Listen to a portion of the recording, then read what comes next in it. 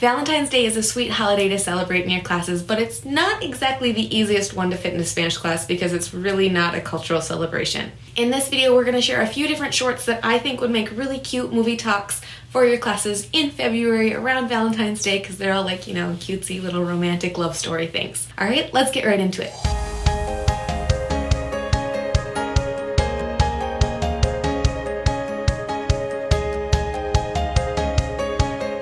If you're not familiar with Movie Talk, I do have a video where I explain that strategy in depth, so I'm not going to go too far into it today. But basically what it is you play a movie or a short film for your classes silenced, and you narrate the video in comprehensible language for your students. Plus, I have a free download for one of the shorts that I'll be sharing about in the video that you can use right away through your classes as just kind of like a download and go lesson plan for you sometime in the month of February. The beauty of a movie talk is that you can talk about pretty much anything you want that's in the video. This first one is Cupid getting to work, but something doesn't quite go the way he planned.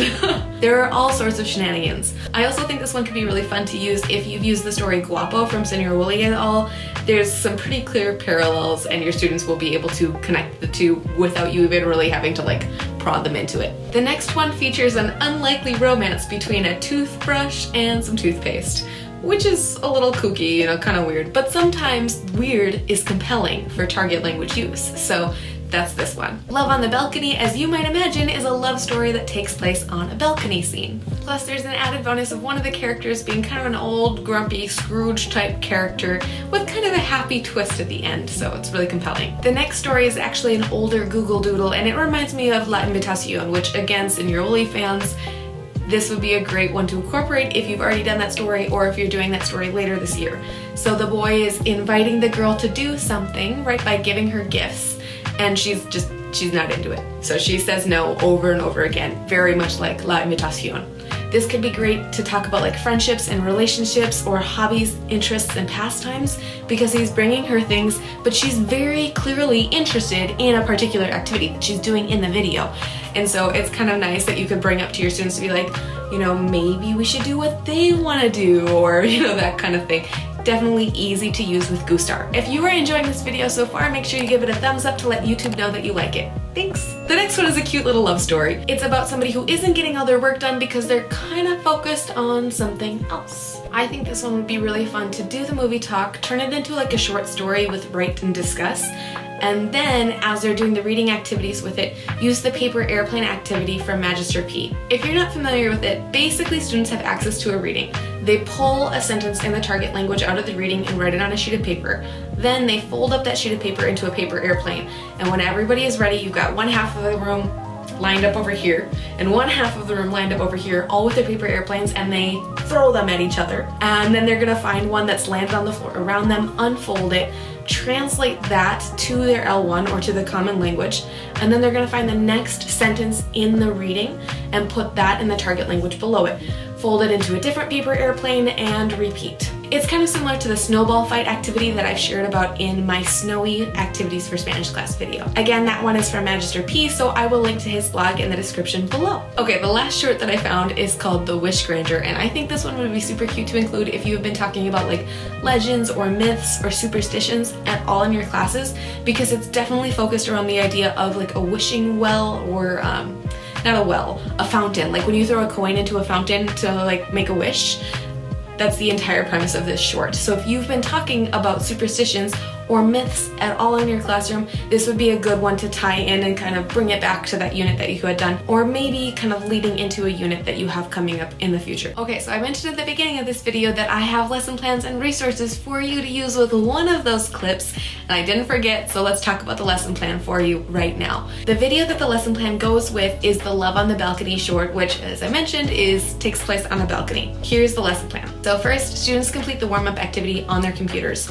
and if students aren't on computers, you could print them and have them do them in like little station activities or whatever works. My school settings have always been one-to-one, so I just, push this out through Google Classroom. They work on it on their own for the first, I don't know, like 8 minutes of class after our daily start of class routine. You could also just project those on the screen and do this as a whole class activity and just kind of discuss and make predictions together. The whole point of the warm-up activity is to A, get their brains ready for some vocab that they maybe haven't seen before, or maybe it's been a while since they've seen it before, and to help with buy-in because they're going to make predictions about what they think is going to happen in the story, which helps them be like more engaged while we're doing the actual movie talk. The next step is to do the movie talk using slides. And of course you can do this as like a traditional movie talk instead, which is where you would play it and then you pause it to talk about the clip and then, you know, hit play again, pause it, talk about the clip. However, as I mentioned in my weather movie talk lesson plan video, that strategy of doing movie talk where I just pause it and talk about it and pause it and talk about it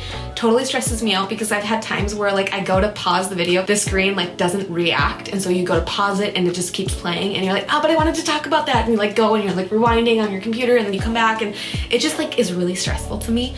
So I always do a movie talk with slides, so I pre-made those slides for you. All it is are screen grabs from the clip. I added in the question words because I find that absolutely important. If you've seen my must-have posters for Spanish class, you know that I think that you always have to have the question words available because as you're questioning and circling the language with your students, if they don't know what you're asking, they can't answer the question. So I always put the question words in a very prominent place in my room. So when I do movie talks, I usually put them right at the top of the screen, and I did that in this one for you. So what you're gonna see on the slides are the question words across the top, a screen grab from the clip, and then some vocabulary words that I thought my students would need support with. And if there's something that your students don't need, you can just delete them or you can change that to fit what your students need. After you've gone through all of the slides and you have circled them, if you're not familiar with circling as a technique, I do have a blog post where I detail exactly how to circle. I'll make sure to link that in the description below. Then it's time to watch the full video with the sound on. The video is not even 4 minutes long, so it's not like, okay, we're gonna have a movie day, but it is important, I think, to actually watch the video after you've been like starting, stopping, or just clicking through the slides with your students so that they can see actually what happened, and especially with sound. Okay, the fourth step of this lesson plan is the student rewrite or the student retell, and I use a comic style activity for this. So this is a printable activity. You print the activity for them, front, back, black and white, hand it out. Students then use the language that they have to retell the story in their own words. If you prefer, you could also just project the images and then they could just write on a sheet of paper. I think it's easier when the images are right next to them. Totally up to you, you know your students best. All of the resources are editable, so feel free to make tweaks for your students' needs. I created this with a lower level in mind, so the language is pretty novice friendly. However, I think there's a great opportunity to use this movie with your upper level classes because there's a lot of prediction making that you could do with them as you're discussing it, especially in the part of the movie where the older man is taking action, right? Throughout the first half of the clip, he's kind of like just grumpy and like frustrated, and then he decides to do something. And that's a great moment where you can ask your students, what do you think is going to happen? How do you think he's going to feel, right? What if? So we're thinking future, we're thinking conditional, we're thinking subjunctive as you're thinking, I hope that blah, blah, blah, blah, blah, whatever else happens, right? All sorts of different ways you can tweak this little activity and use it across your levels. If this looks like something you could use in your classroom, go ahead and grab it. It is at the link below in the description. Like I said, it is a free download and it is editable. So if there's something that you wanted to tweak for your own students' needs, you can go ahead and do so using your Google account. Hopefully this video has been helpful for you as you plan for Valentine's Day and a little bit of seasonal fun with your students. Enjoy! I'll see you in the next one.